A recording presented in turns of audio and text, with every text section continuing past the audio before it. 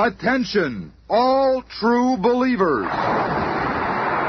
Marvel Comics is on the air. Out of the pages of the world's greatest comic magazine come the adventures of the Fantastic Four. This week's epic, the first tale in this new radio series, is from the original book of Marvel called The Fantastic Four Meet the Mole Man, the beginnings of which we shall witness in just half a moment. It's mid-afternoon in New York City. Through the din of midday traffic is heard a strange explosion. A symbol takes shape in the city sky, and a legend is born. Hey, look up there. What does that mean? Could it be an invasion? And high above the excitement and hubbub, one man holds the still smoldering flare gun. One individual who is somehow more than just a man. He is the leader of the Fantastic Four. This is the first time that I've had to use the signal, and I pray it will be the last. In another part of Manhattan, Susan Storm is having tea with a society friend when she hears... Sue, look out there. What? That symbol in the sky. What do you suppose it means? Oh, I'm sorry, Jackie. I have to go now. What? But we haven't even started our lunch. So it's happened at last. I must be true to my vow. There's no turning back. She's gone. But how? It's time for the world to meet the Invisible Girl. And at the same time, in a men's clothing store downtown... I'm sorry, sir, but we don't carry anything large enough to fit a man of your stature. Bah! Everywhere I go, it's the same story. I'm in a world too small. Say, look in the sky. That bright red symbol with the number 4 inside. Huh? What can it mean? Let me see that. Time has come. Out of my way! What? Why do they build doorways so narrow? Holy smokes, a monster. Officer, do something. Halt! Halt or I'll shoot! I warned you! What I like about New York people is so friendly. You see that? He'll get that manhole cover out of the ground with his bare hands. Take my special underground express route. There's so many tunnels under the city, and this is faster than subways. Quieter, too. This ought to be far enough. There's no opening above. I'll just have to make an opening. A monster came up out of the ground. It don't look human. We're being invaded by Martians. Call out the army. Oh, we're being invaded. Invaded? Well, before we make such a decision, let's observe another scene at Swanson's garage. We got her purring like a lamb, Johnny boy. Good, that's the way it should be. There's only one thing I like better than working on cars. What's that? Hey, look. What's that in the sky? That's my cue. Flame on. Hey, Johnny, what's happening to you? Remember me saying there's only one thing I like better than working on cars? Well, this is it. The figure which just seconds before had been Johnny Storm is now the Human Torch, flying through the skies like a flaming meteor. Red Dog Base to Squadron Leader. Scramble alert. You are authorized to locate and bring down unidentifiable flaming object now flying over Manhattan. And within a few minutes, Johnny Storm is in a dogfight for his life. I can't keep this up much longer. My flame's gonna run out. Oh no, I'm falling. I'm not gonna make it. And then, just as the flying boy's flame begins to flicker out altogether, two impossibly long arms stretch out and... Gotcha. The now flameless Human Torch is plucked from the air by the strange man who fired the flare which caused all the commotion. Thanks, Reed. Oh, you're safe now, lad. Who is this man? In fact, who are all four of these astonishing humans? How did they become what they are? What mystic quirk of fate brought them all together to form the Fantastic Four? Well, you all came when I summoned you. Good. There's a task that awaits us. An awesome task.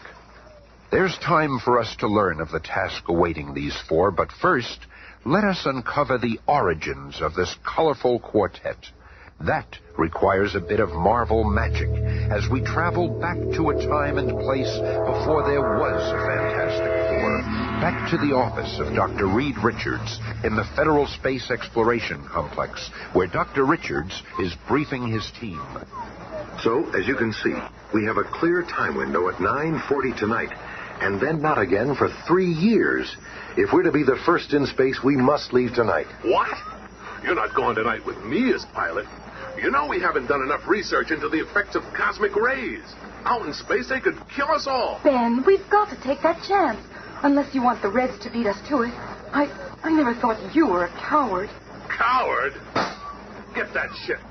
I'll fly her no matter what happens.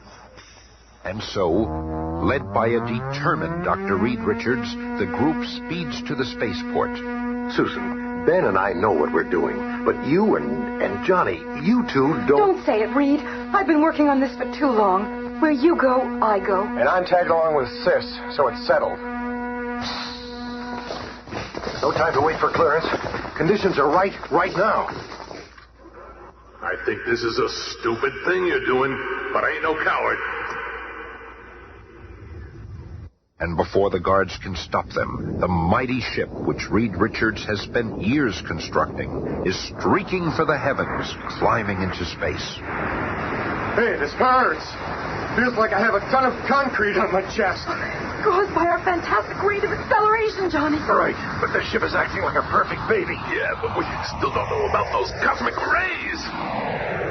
Higher and higher, like a silver bullet, the sleek spacecraft soars. Hear that?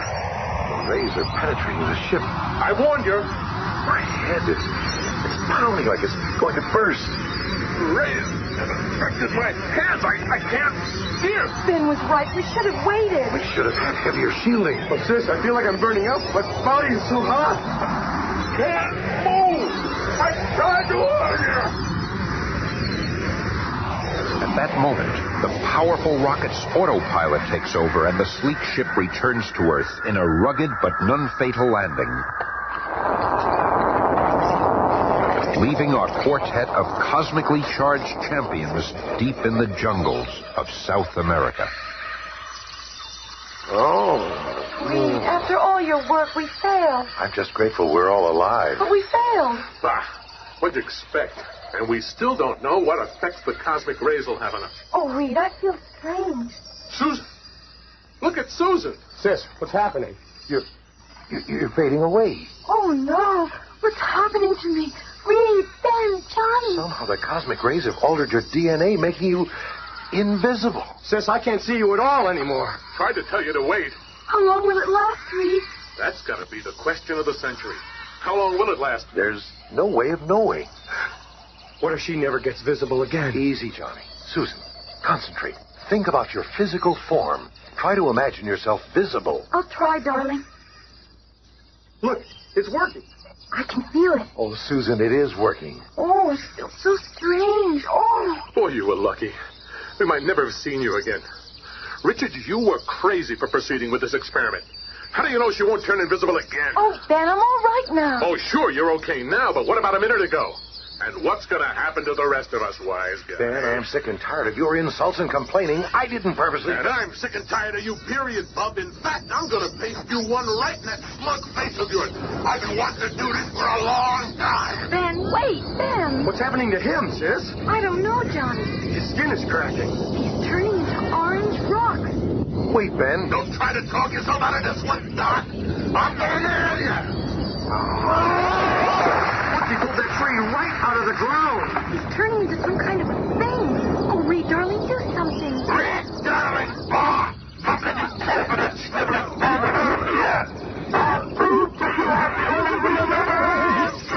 Oh, no, you don't. You've had this coming for a long time, Ben. Oh, Reed, not you, too.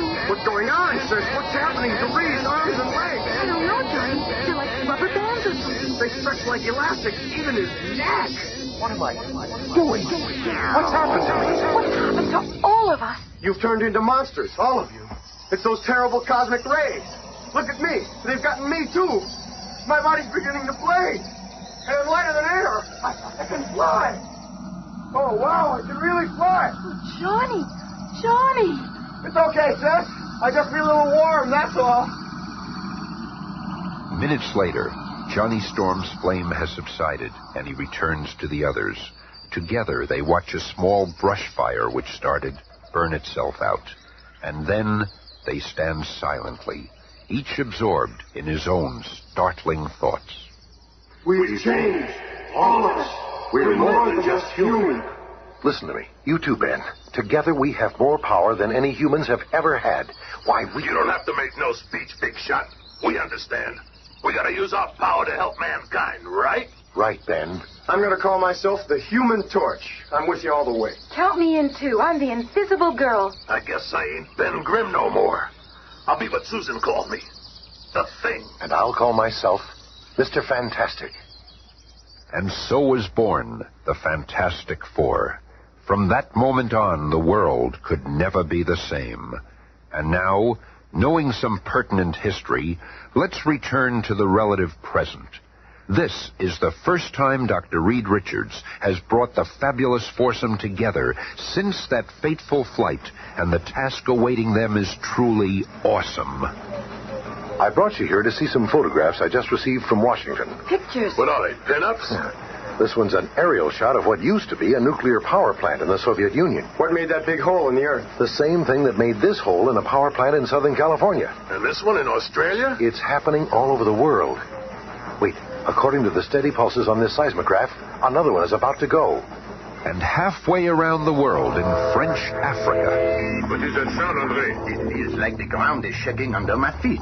And that sound, it sounds like gnawing. An earthquake in the sand. How is that possible? The earth is going mad.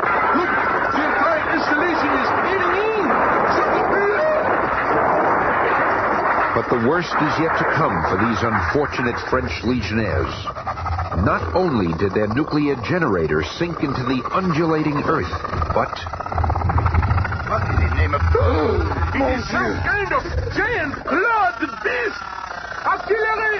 Bring the artillery! But of what use is artillery against an enormous creature whose hide is tough enough to dig through countless tons of rock-hard earth? There is no artillery to stop a monster that can crush a modern tank with but one claw. But just as it seems there is nothing can stop this merciless menace... Enough! Return to the core! Our mission here is finished! And the Goliath stops in his tracks. For even a monster such as this heeds a master known as the Mole Man. Back at the strategy meeting amongst the Fantastic Four... You see, it's happened again. But how? That's why I brought you together. Our mission is to find out. By studying the previous cave-ins, I've pinpointed a location that is exactly in the middle of all of them. This is where we've got to go to find the answer. What's the name of this place? Monster Island. Monster Island? That's just a fairy tale. There's no such real place called Monster Island. But hours later, in their private jet, the four see a strange mountain rising from the sea like an unearthly, grotesque face. There it is. Horrible looking. Wow! Monster Island! Little dreaming of the adventure that awaits them, the Fantastic Four land and begin the long climb to the top of the forbidding peak. Wait, I hear something. It's coming from below. Look down there. 6 eyes! Coming out of that hole! A living, three-headed nightmare hurls forth from the bowels of Monster Island. Quick, turn invisible, Sue. Seeing one of his intended victims vanish before his eyes, the monster halts in bewilderment. Just enough time for me to make a hoop out of my resilient arm. And, like a cowpoke roping a wild stallion, Mr. Fantastic lassos one of the monstrosity's 3 heads and slings it far out to sea. I read about a giant 3-headed creature that guards this place, but I never believed it. But before Mr. Fantastic and Johnny can catch their breaths... Look out! Cave in! The earth opens up and literally swallows Reed and Johnny. Hang on there, boy! Down, down, down they plummet, lost in the darkness until finally, at the bottom of the pit... It's pitch black in here. What sort of place can this be? Say, Reed, over here. What is it? Feels like a door in the wall. He's moving. Oh, that's light. Why did we try? I can't see. It's so powerful that I'm blacking out. It could be minutes or hours later when the two regain consciousness, only to find themselves garbed in strange, heavy suits that protect them from the blinding, unearthly glow. Oh, my head. That light actually overpowered us. How did we get into these clothes? It is about time you came around. Who are you? I can't see. Where are we? One thing at a time. The reason for your blindness is the glare from this valley of diamonds. Brighter than the sun. And as for me, I am the Mole Man. While Reed and Johnny are dazzled by the Valley of Diamonds, more action awaits Ben and Sue on the surface. I've got to find Reed and Johnny. Wait, what's that sound? Other ears and eyes sense the approaching menace. Look out behind you, Sue. I'll handle it. The second gigantic guardian of Monster Isle is powerful beyond belief. But he is fighting a foe whose very body has been supercharged with cosmic energy, a foe that cannot be stopped. You've done it, Ben. You've beaten him. What'd you expect? I am the thing, ain't I? Oh, you saved my life. Never mind that. Let's go find your brother and that skinny boyfriend of yours. Oh, Ben, if you could only stop hating Reed for what happened to you. And what of Reed Richards and Johnny? Using that Marvel magic again, let's descend to the depths of Monster Isle, where we find them confronted by the strange Mole Man. So you have never heard of me before. Well, soon the world will know my name, for soon the Mole Man will control the power of the earth. How did you get here? It all started long ago. The people of the surface world mocked me. Me? Go out with you? Don't make me laugh. I know you're qualified, but I can't hurry. You'd scare away all my business. Really? Is that a mask you're wearing? Finally, I could endure it no longer. I resolved to find a place of my own, the legendary world at the center of the earth, a world where I could be king. And then, when I had almost abandoned hope, this cavern. Soon I saw where it led, to the land of my dreams.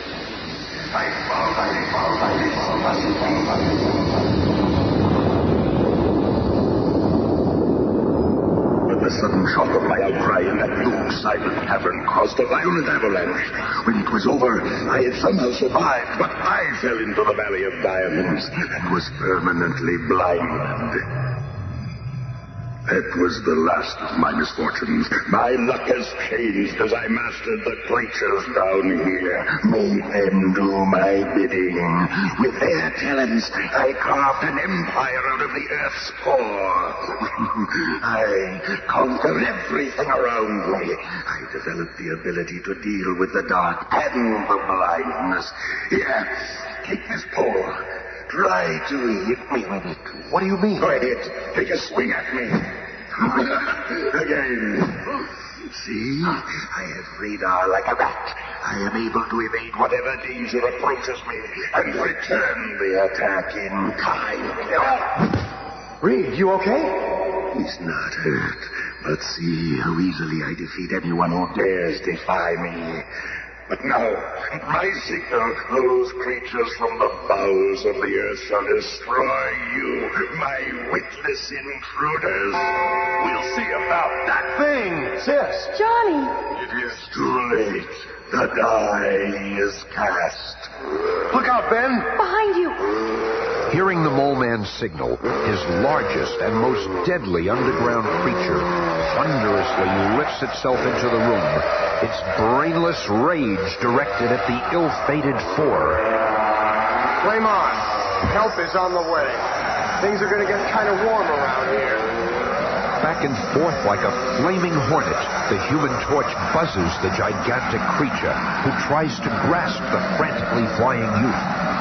Reed, the Mole Man is getting away. Not if I can help it. And I can. You haven't won yet. You can't beat my entire menagerie of monsters.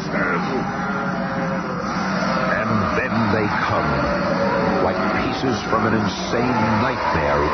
Roaring, running, snarling, the Mole Man's entire army of underground gargoyles.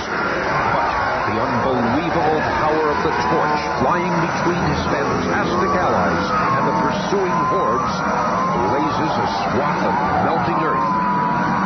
This will cause a landslide, stealing those creatures from us.